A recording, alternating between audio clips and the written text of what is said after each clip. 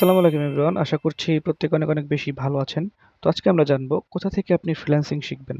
বর্তমান সময়ের সবচেয়ে জনপ্রিয় একটি নাম হচ্ছে ইউটিউব, যেখান থেকে চাইলে যে কোনো কিছু আপনি সার্চ করে বের করে ফেলতে পারেন। আপনি চাইলে অনলাইন সম্পর্কেও অনেক কিছু জানতে পারবেন এবং চাইলে ফ্রিল্যান্সিংও শিখতে পারবেন। কিন্তু ইউটিউব থেকে আপনি প্রপারভাবে কখনোই শিখতে পারবেন না।